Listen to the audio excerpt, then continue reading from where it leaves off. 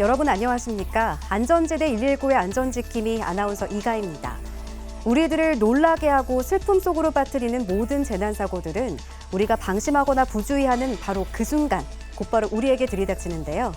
오늘 안전지대 119에서는 새벽 시간 아파트에서 불이 나 90대 할머니가 전신 2도 화상을 입는가 하면 음식점 화재로 30대 남성의 연기를 흡입하고 빗길에 차량이 미끄러지면서 오중 추돌 사고가 나 차에 타고 있던 5명의 부상을 입은 긴박했던 구조 현장을 진단합니다.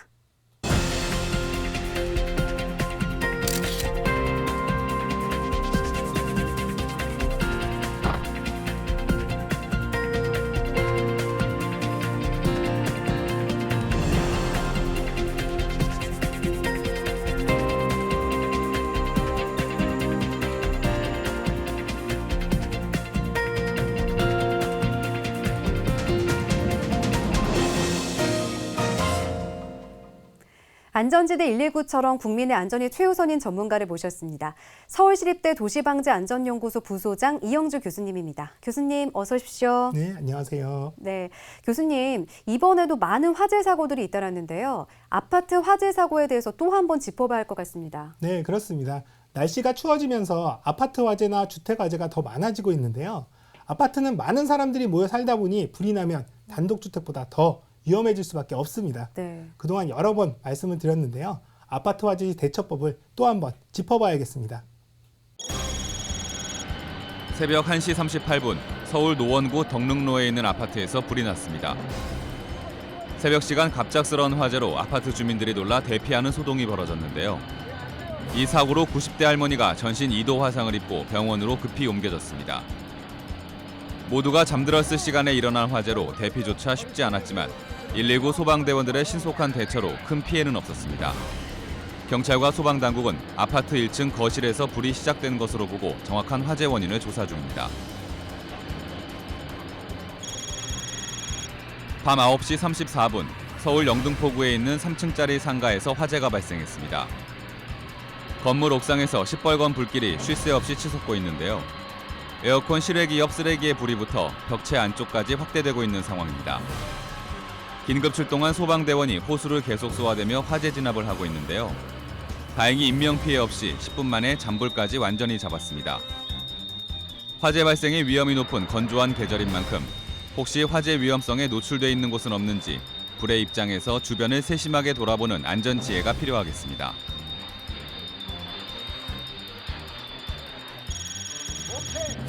오전 10시 12분 서울 강북구에 있는 중국 음식점에서 불이 났습니다. 1층 음식점에서 시작된 연기는 건물 상층부로 올라가고 있는 상황인데요. 긴급 출동한 119 소방대원들이 불이 확산되는 곳부터 우선 차단하고 있습니다. 주방 가마솥에서 식용유를 예열시키던 직원이 잠깐 자리를 비운 사이 가마솥이 과열돼 불이 난 것으로 보고 정확한 화재 원인을 조사 중인데요.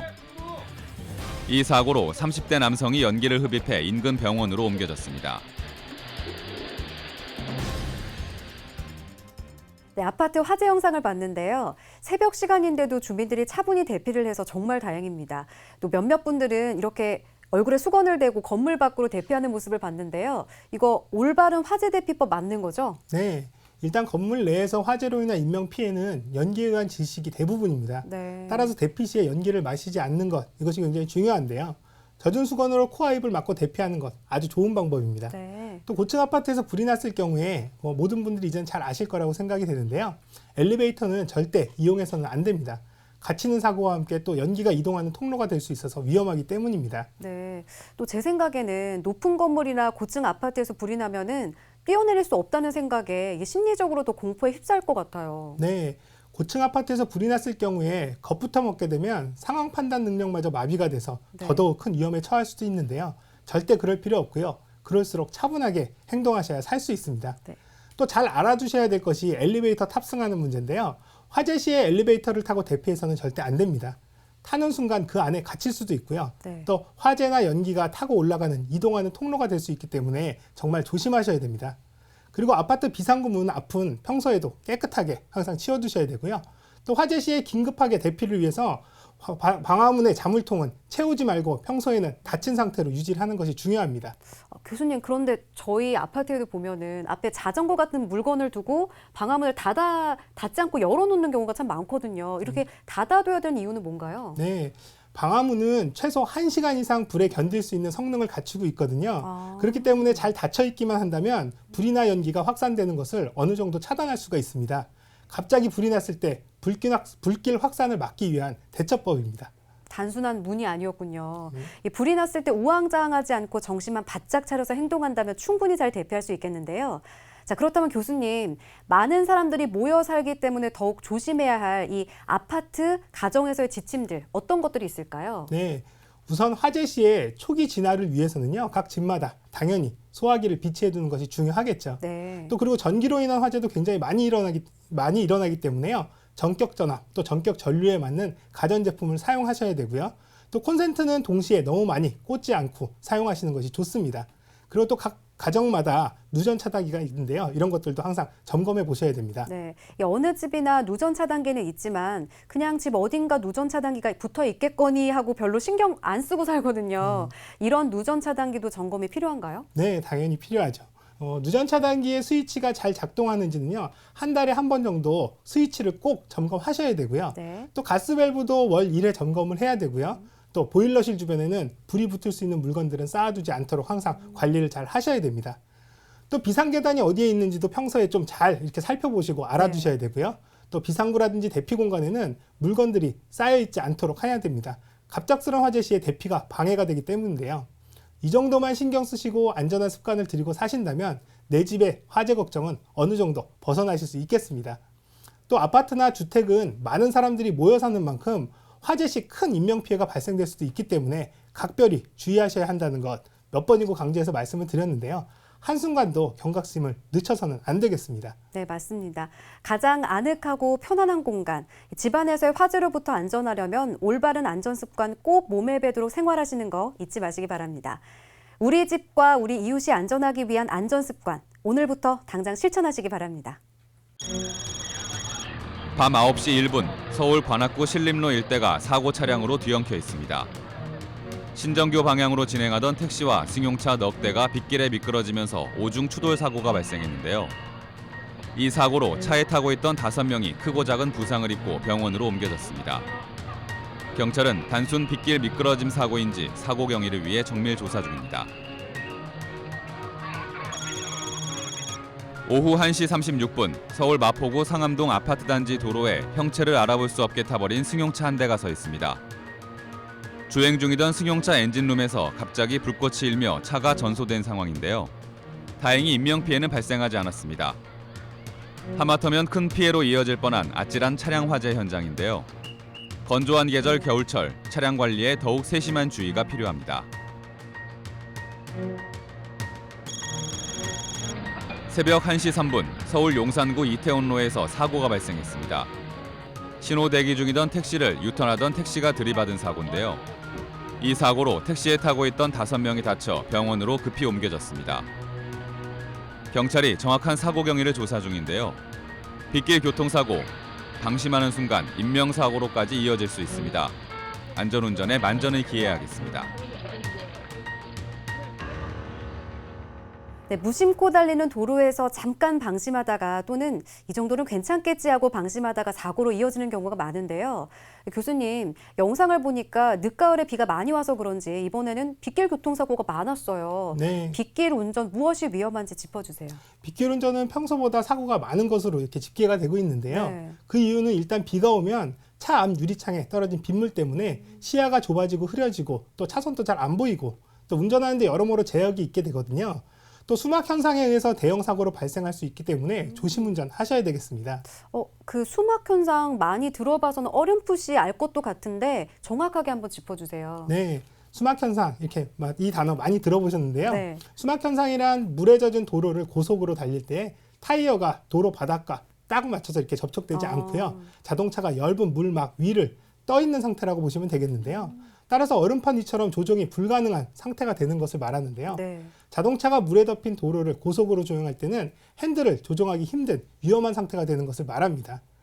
갑작스런 소나기나 집중호우로 노면 전체가 물속에 잠긴 상태에서 자동차가 천천히 굴러가게 되면요, 물이 타이어에 밀려서 좌우로 이렇게 천천히 밀려나가지만요, 차가 고속주행을 하는 경우에는 타이어가 물을 좌우로 밀어낼 시간조차도 없어서 네. 물이 타이어를 제때 밀어내지 못해서 타이어가 노면과 직접 접촉하지 못하고 얇은 물막 위, 즉 수막 위를 미끄러지듯 이렇게 활주하는 상태가 되고 맙니다. 그렇군요. 진짜 물 위이기는 하지만요, 운전자가 느끼기에는 마치 얼음 위를 미끄러지는 것과 마찬가지로 핸들 통제가 안 된다고 생각하시면 되겠습니다.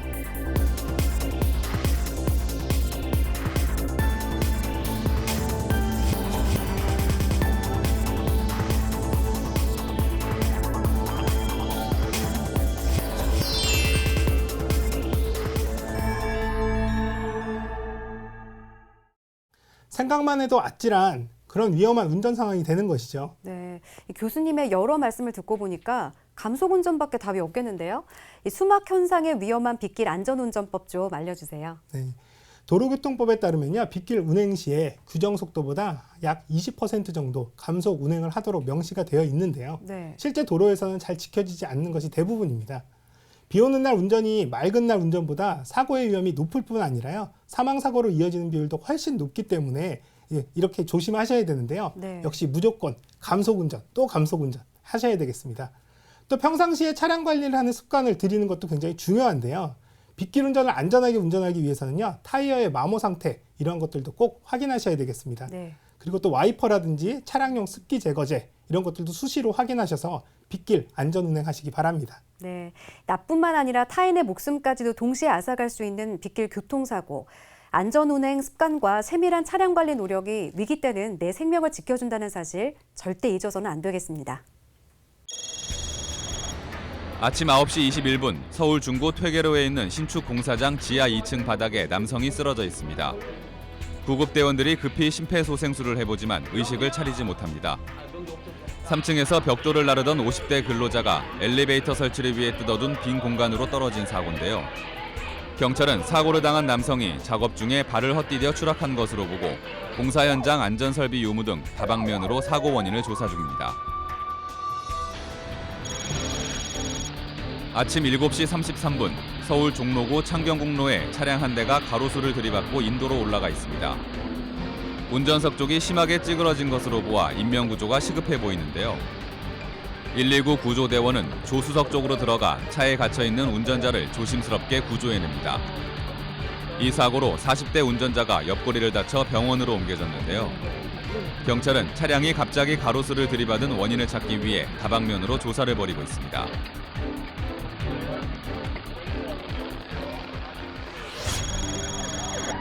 아침 9시 50분 서울 도봉구 창동주유소 앞에 승용차 한 대가 인도로 돌진해 있습니다. 차량 2대가 서로 부딪히면서 일어난 사고인데요. 119 구조대원은 차량 안에 갇혀있는 운전자를 구조하는 데 온 힘을 기울이고 있습니다. 이 사고로 50대 남성 한 명이 부상을 당해 병원으로 급히 옮겨졌는데요. 경찰은 정확한 사고 경위를 조사하고 있습니다.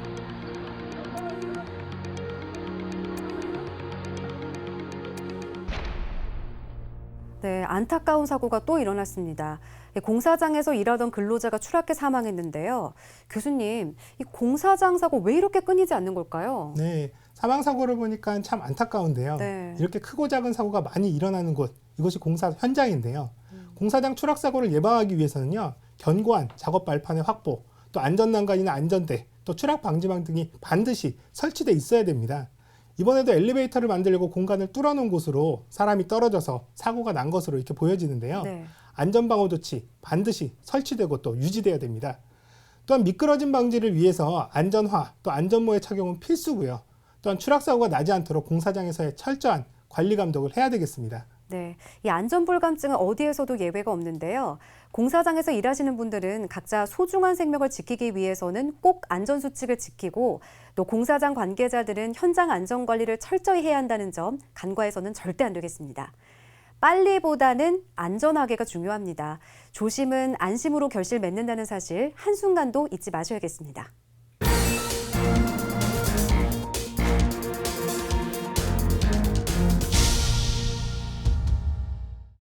네, 이번에는 안전한 생활을 위해 안전수칙을 속속들이 알아보는 안전연구소 알아야 산다 시간인데요. 오늘 이 시간엔 겨울철을 대비해서 차량관리법에 대해서 속속들이 알려주신다고요? 네, 겨울철이 되면 시동이 잘 안 걸리게 되고 또 때로는 엔진이 또 얼기도 하는데요. 맞아요. 올겨울 안전한 차량 관리에 대비해서 미리미리 체크를 좀 해볼까 합니다.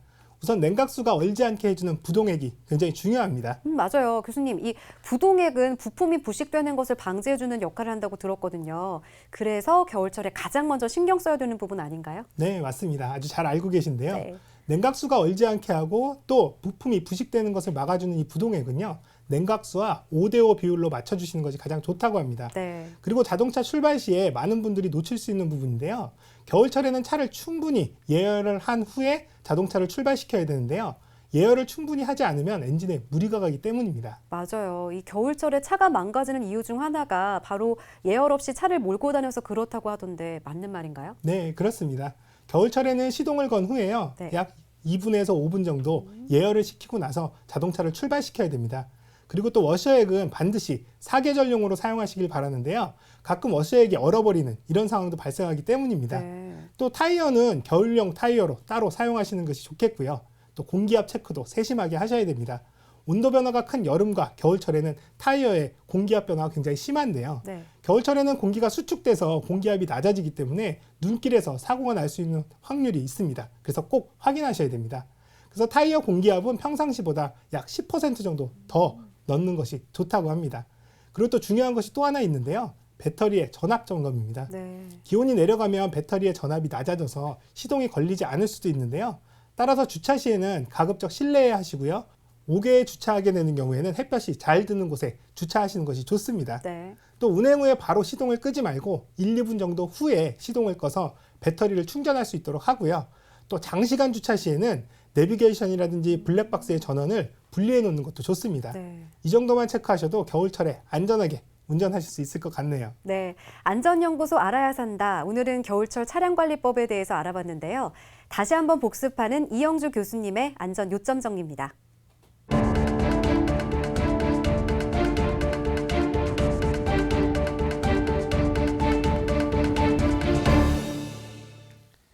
겨울철 차량관리법에 대해 다시 한번 정리를 해드리겠습니다. 먼저 부동액과 냉각수는 5대5 비율로 채워주십시오. 부동액은 냉각수를 얼지 않게 하고 또 부품의 부식을 막아주는 역할도 하기 때문에 항상 잘 체크를 하셔야 됩니다. 자동차를 운전하시기 전에 차를 꼭 예열시켜 주세요. 시동을 건 후 5분 정도 예열한 뒤에 출발하세요. 그렇지 않으면 겨울철 엔진 고장의 원인이 될 수도 있습니다. 워셔액은 꼭 사계절용으로 사용하시기 바랍니다. 종종 워셔액 자체가 어는 경우가 있기 때문에 반드시 사계절용으로 구입하셔서 사용하시는 것이 좋겠습니다. 타이어 공기압은 평소보다 10% 정도 더 채워주세요. 겨울용 타이어를 끼우거나 공기압을 세밀하게 체크해 주는 것도 중요합니다. 겨울에는 기온이 낮아지면서 공기가 수축돼서 타이어의 공기압이 낮아지기 때문인데요. 마지막으로 배터리 전압을 꼭 점검해 주세요. 기온이 내려가면서 배터리의 전압이 낮아져서 시동이 걸리지 않을 수 있습니다. 겨울철 차를 주차시킬 때는 될 수 있으면 따뜻한 곳에 주차하시고 장시간 주차를 시켜줄 때는요, 배터리를 방전시킬 수 있는 내비게이션 또 블랙박스 전원잭은 반드시 분리시켜 주세요. 오늘은 여러 가지 겨울철 차량 관리법에 대해서 말씀을 드렸는데요. 차량에 이상이 생기기 전에 미리미리 관리해서 사고도 예방하고 또 차도 깔끔하게 오래 사용하시기 바랍니다.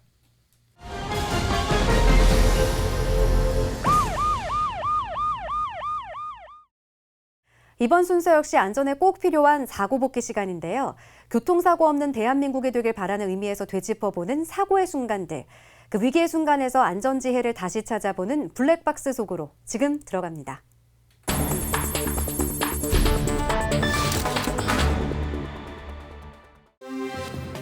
차도는 차만 달리라고 만든 곳인데요.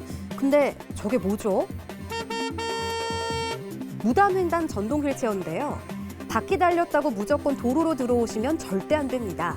더구나 할머니 같아 보이시는데 도로를 가로질러 하는 무단횡단은 표현하기 끔찍한 결과를 초래한다는 사실 한순간도 잊어서는 안 되겠습니다.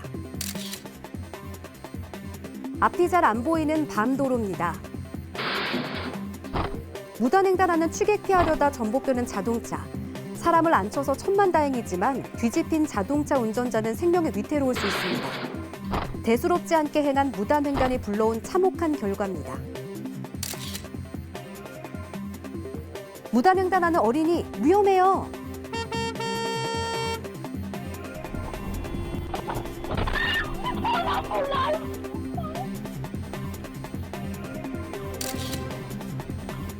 폐지를 줍고 있는 노인분인데요. 아무리 바쁘셔도 차가 쌩쌩 달리는 도로에서는 폐지보다 안전을 먼저 생각하셔야 합니다. 횡단보도 앞 전동 휠체어로 횡단보도를 통과할 때는 금 안쪽으로 통과하셔야 안전하다는 사실 잊지 마셔야 합니다. 한적한 시골길인데요. 커브 틀자마자 도로에 나와 서 있는 할머니 한 분. 정말 위험합니다. 아무리 한적한 도로에서라도 사고는 순식간에 일어날 수 있다는 사실 명심하셔야 합니다. 또 폐지 리어카인데요. 폐지가 도로에 쏟아졌네요. 지나가던 차가 없었기에 다행이지 고속으로 달리는 도로에서는 큰 사고로 이어질 수 있습니다.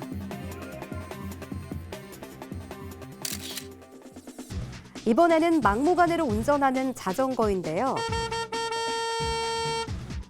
자전거도 도로에서 달릴 때는 차라는 사실 여러 번 강조해드렸죠. 반드시 교통규칙을 준수해서 달려야 안전할 수 있습니다. 조깅하는 할아버지가 무단횡단을 하고 계시는데요. 건강을 위해 조깅하시는 것까진 좋았는데 무단횡단으로 물거품이 됐습니다. 빨간불인데도 옆도 안 쳐다보고 태연히 무단횡단하시는 할아버지. 위험하기 짝이 없습니다. 교차로에서 차가 지나가든 말든 아무렇지도 않게 동네 산책하듯이 걸어가시는 할아버지. 무단횡단 끝판왕이라고 불러도 될 정도로 도로의 막무가내 보행자입니다.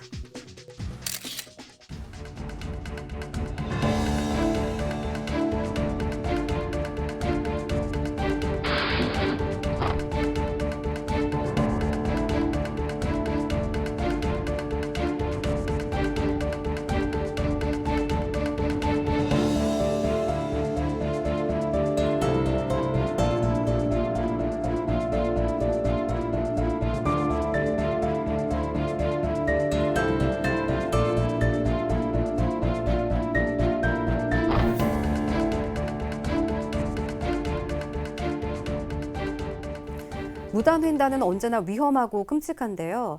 특히 노인분들의 무단횡단은 보는 제 가슴이 더 철렁합니다. 네, 교통은 약속입니다. 그리고 또 안전은 조심해서 출발을 하는데요.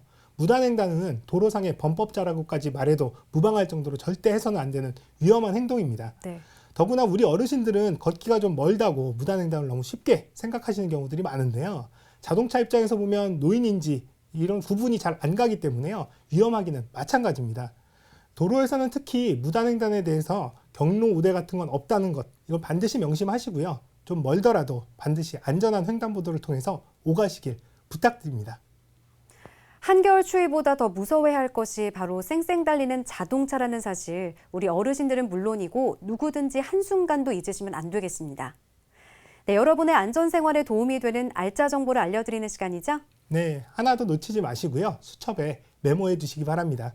사고 없는 대한민국을 위해 재난구조 일선에서 땀 흘리는 1000만 시민의 든든한 안전 지킴이 119 소방대원이 알려드리는 따끈따끈 쏙쏙 안전지식입니다. 안전 핫클릭!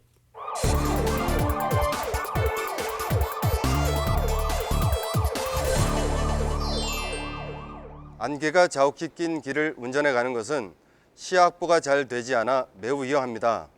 앞차의 존재나 위치를 정확히 확인할 수 없기 때문에 충돌 사고가 빈번히 일어나는 만큼 안갯길을 운전할 때는 평소보다 2배 이상 긴 안전거리를 유지해야 하고 앞뒤에 내 차가 있다는 신호를 적극적으로 또 지속적으로 보내면서 운전해야 합니다. 전조등, 안개등을 반드시 켜야 하고 커브길에서는 클락션을 울려주는 것이 안갯길 안전운전법이라 하겠습니다.